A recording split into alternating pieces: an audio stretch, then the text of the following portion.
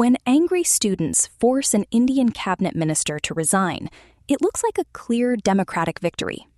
Writing this week, Deepanshu, Mohan and Sonakshi Garg trace how these young people bypassed traditional politics entirely to win high-level concessions. But drop down to the street level in Mumbai, and a quieter story emerges. A week earlier, Tabassum Barnagarwala reported on local police knocking on students' doors, using GPS tracking and silent intimidation to keep them from marching at all. Placing these two reports side by side reveals a striking split screen.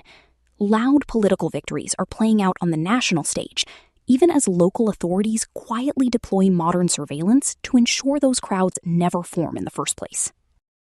In a report published last week, Tabassum Barnagarwala tracks how Mumbai police are quietly shutting down student protests.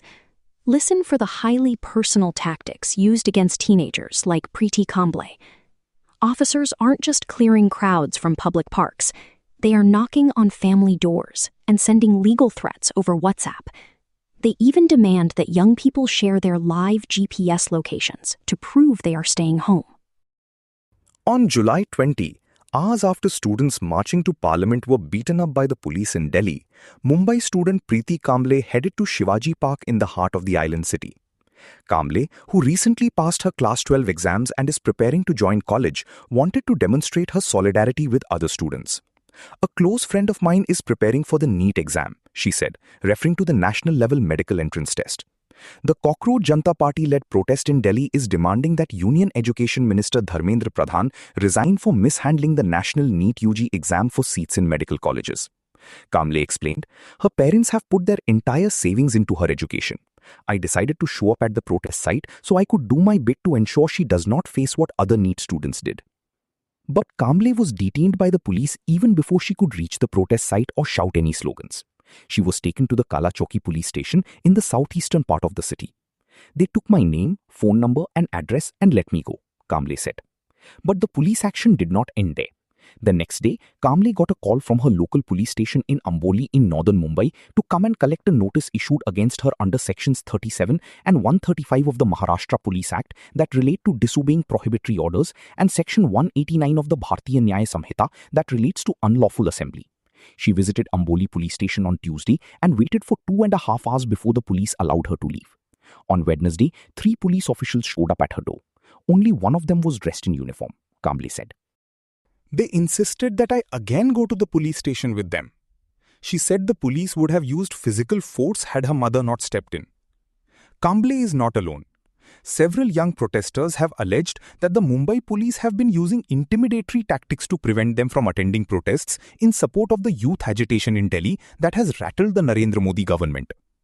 According to a statement by the Mumbai police on Wednesday, 1,400 people have been taken into custody in the city for taking part in various protests since July 16. Hundreds were detained and then let go. Many of those then were pressured not to take part in subsequent protests, they told Scroll. Some got police notices on WhatsApp listing sections of the Bharatiya Nyaya Samhita. Some received calls to visit their local police stations. Some were asked to share their live GPS location with the police. And some, such as Kamble, had police constables knocking on their door. On Wednesday, as the city braced for protests in support of the Cockroach Janata Party campaign, Mumbai police began visiting the homes of protesters they had mapped over the last 2 days to detain them. Scroll called Mumbai police spokesperson Raj Tilak Roshan several times to ask about the rationale behind the action. He did not respond. Senior police inspector at Shivaji Park station, Pramod Pawar, told Scroll that the protesters were detained because they assembled unlawfully. "Stay at home." After the protests started in Delhi, writer Rohan Shelar went to the Jantar Mantar site several times. On July 19th, when he was visiting his family in Mumbai, he decided to join a silent march in Dadar. He was detained and taken to the Bhoiwala police station. "The police pulled my hair, grabbed my clothes," he claimed. He was released the next morning. Since Tuesday, Shelar alleged, he has been receiving calls from the police asking him to share his live GPS location. "I received calls from the RCF police station in Chembur," he said. "Today, 3 police officials were stationed outside my house to keep an eye on me." RCF Police Senior Inspector Dattatreya Patil refused to comment on Shelar's claims. In Andheri West, protesters alleged that they had been harassed by Versova Senior Police Inspector Deep Shikhaware. Nandini Gautam, a student, said she was detained by the police on July 20th outside Dadar station. I had not even joined a protest, she told Scroll. But I was extremely cooperative. I gave all my details. They detained us for 4 hours that day. On July 21, she was summoned to the Shivaji Park police station, where she gave her statement. On Wednesday, Gautam claimed that a senior inspector from the Warsaw police station phoned her and asked her to stay at home. Later, she called again and asked me to send her my live location, Gautam said. I shared it even though I am not obligated to do so. The police officer eventually began to threaten me by saying that they know my address and can pick me up anytime. When Scroll contacted Warsaw Station senior PI Deepshikha Ware, who had texted and phoned Gautam, Ware first asked for the protester's name. She refused to comment on the calls and texts. A senior Mumbai official who spoke on the condition of anonymity told Scroll that while protest is a right, it is subject to not hampering other people's rights. The official added, if there is a prohibitory order issued, then the protesters can't step out. Of course, we will ask them to share their live location or ask them to stay at home. The protests in Mumbai on July 16th, July 20th and July 21st had not received permission from the police, the official said. Notices on WhatsApp. Another protester, Annapurna Soni, 36, recounted a similar pattern of detention and intimidation. Soni said that on July 20th, the police detained her as she stepped out of her car at Shivaji Park and took her to the Mahim police station. Male cops pushed me around, she claimed. I kept asking the reason for detention since till that point I had not done anything. Soni was released after 4 hours that day. At 2:30 am on July 21st, she received a notice on WhatsApp telling her to visit the Shivaji Park police station. Soni was served a notice under sections of the Maharashtra Police Act that relate to disobeying prohibitory orders and sections of the Bharatiya Nyaya Sanhita that relate to unlawful assembly and rioting. Similar notices were served to other protesters on WhatsApp. I complied with everything they asked me to do. They asked me to appear again on July 23rd. On Wednesday, Soni received a phone call from a police officer from Oshiwara, which she recorded. Scroll has heard the recording. हम लोगों को ऊपर से order आए हैं, said the police official. We have got orders from higher ups. We have to present you to the senior police inspector. You need to come back. Soni told the officer that she had already visited the police station twice and given all her information. Soni said repeated calls by the police were a way of trying to scare us. The government thinks they can suppress us in this way, she told Scroll. But I will again join a protest. This will not scare us. Like Soni, an actress from Andheri West was detained by the police on Wednesday at 10:30 am, 2 days after she had been taken into custody at the Shivaji Park protest and held at the Sion police station. On Wednesday, 3 cops showed up at her home with no warrant or summons, said advocate Aditya Mehta. They took her to the police station again. The actress waited at the police station till evening. Mehta said that typically it is the police station under whose jurisdiction a protest has been held that detains participants and investigates any violations of the law. But with this agitation, protesters are being taken to various other stations, Mehta said.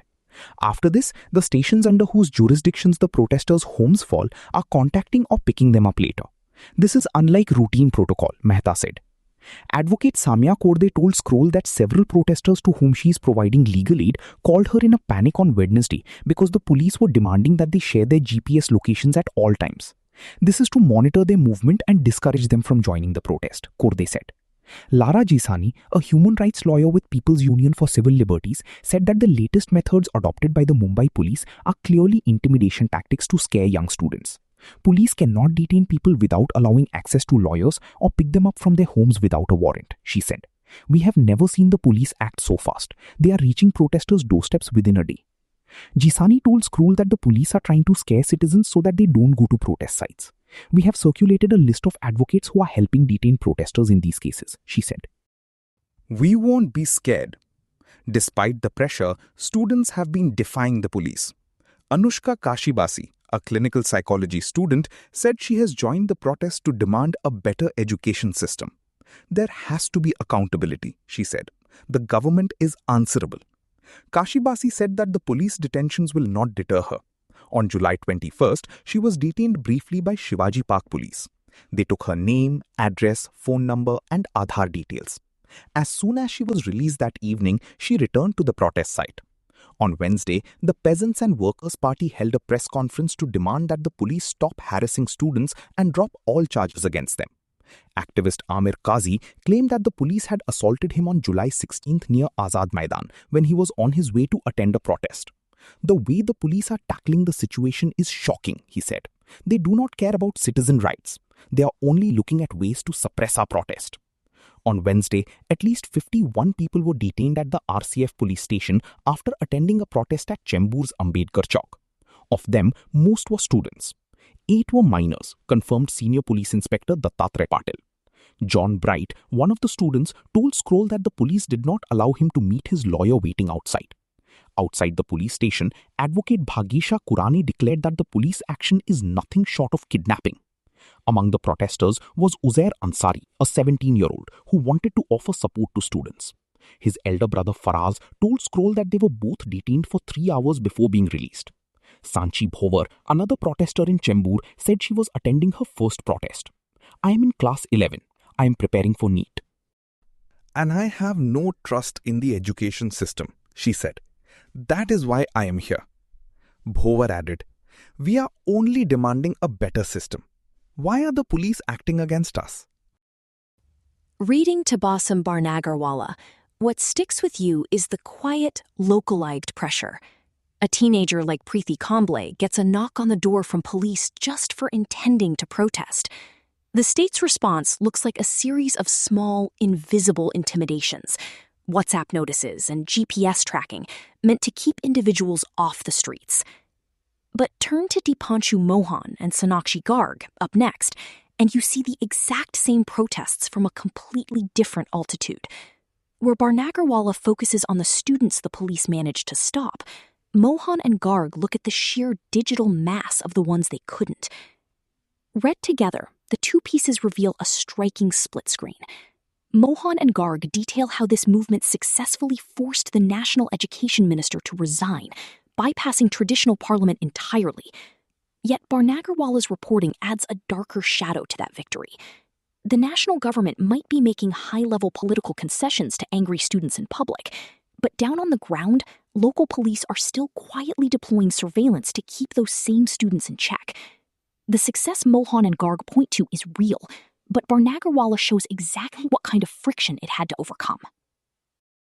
In a letter addressed to young friends, Dharmendra Pradhan resigned as India's education minister on July 25th after taking moral responsibility for the National Eligibility Cum Entrance Test, NEET, paper leaks, and the youth-led protests stemming from them.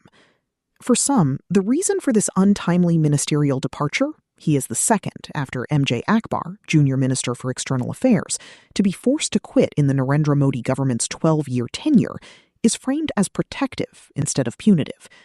Pradhan wrote that he did not wish for, quote, anti-national forces to exploit the situation at New Delhi's Jantar Mantar protest site and across the country.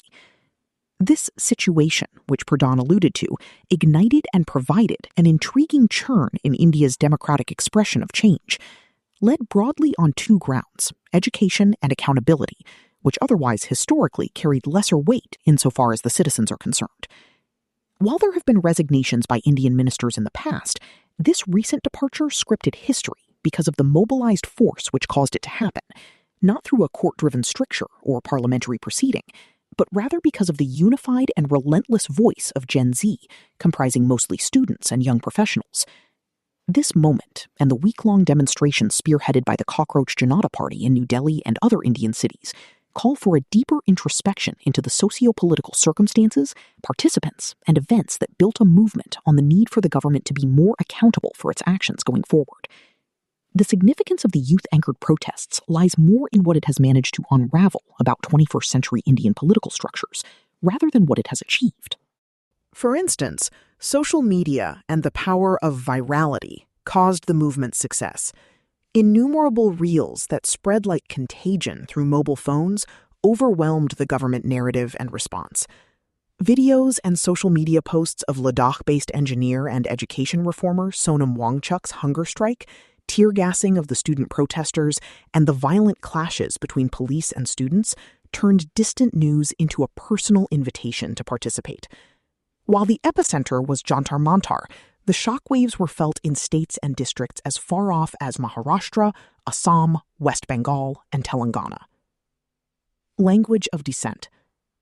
This vociferous, socialized digital public infrastructure created a distinctly Gen Z language of dissent, but it was built on satire, speed, and self-parody. The second important feature is the designation of the movement as largely youth-driven. This serves as an acknowledgement that a generation often dismissed as being apolitical could organize itself into a force which the state could simply not overlook. This characteristic is prominently visible in the optics at the negotiating table. The government was represented by political veterans, J.P. Nadda and Jitendra Singh, to do their bidding, while Saurav Das and Ashutosh Ranka, two young and aspiring professionals, represented the interests of the youth. This image was powerful because it reflected that India's youth are capable and prepared to voice their interests, and that the government must engage with its citizens as direct stakeholders in governance. Third, Pradhan's resignation had a great impact on the democratic spirit and offered evidence that collective protest remains an effective instrument in ushering change, irrespective of the degree of government coercion. The demonstrations reminded the executive that Indian democracy was built on popular dissent and has historically stood up for defending fundamental rights. Dialogue is therefore woven into the very fabric of the nation's political life. As politician and activist Yogendra Yadav observed, the future of democracy in India would be settled on the streets rather than in parliament or through elections, arguing that the July 20 protest affirmed that the road to parliament passes through the streets.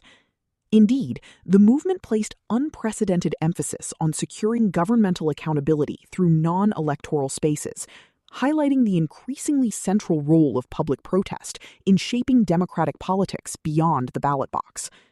The education minister's resignation represents more than a bureaucratic adjustment.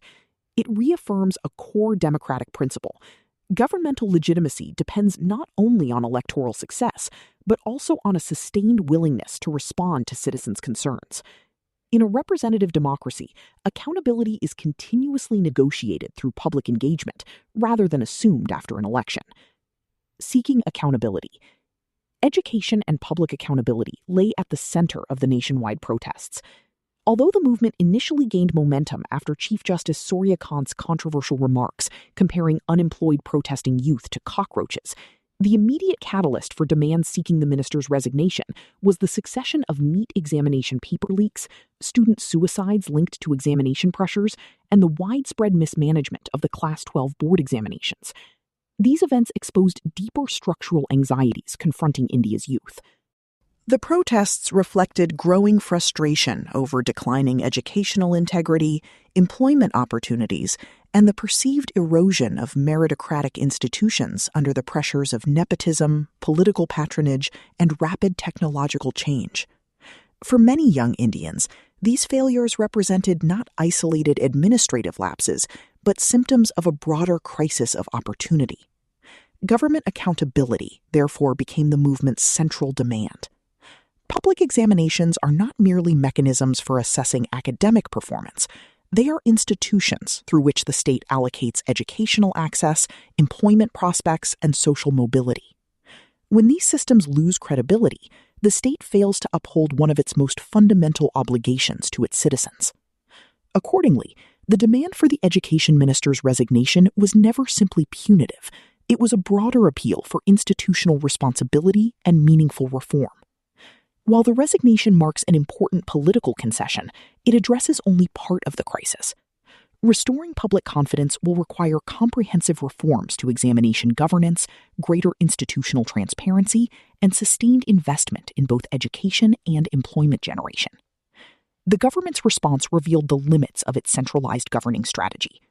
Rather than immediately accepting political responsibility, the BJP initially relied on bureaucratic reshuffles within agencies responsible for conducting examinations, while resisting calls for the minister's resignation.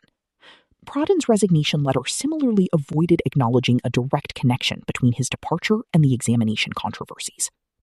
Instead, it framed his resignation as a sacrifice intended to prevent anti-national forces from exploiting the situation. The resignation, therefore, appeared as a carefully managed political concession, allowing the government to retain narrative control while responding to mounting public pressure. The episode nevertheless signals an important shift in contemporary Indian politics. It demonstrates that organized, nonviolent public mobilization remains capable of compelling governmental accountability, even within an increasingly centralized political system. As the farmers' movement previously illustrated, sustained civic mobilization can reshape policy outcomes when institutional channels prove insufficient. The protests suggest that democratic contestation increasingly extends beyond parliament into public spaces, where citizens seek to restore political accountability when formal institutions appear unable or unwilling to do so. For the opposition, this episode also provides a model for constructing effective democratic pressure outside conventional parliamentary politics. Originally published under Creative Commons by 360info.com. A cabinet minister resigns under pressure. But back in Mumbai, a student watches a police officer log their GPS coordinates. What lingers is the quiet, personal cost of a loud public victory. The split screen reveals a political system willing to hand over high-level concessions while quietly tightening the screws in private. It leaves behind a deeply practical question for anyone trying to force change. When a movement captures the national headline, yet its organizers can no longer walk freely down their own local streets, where does the real power actually sit?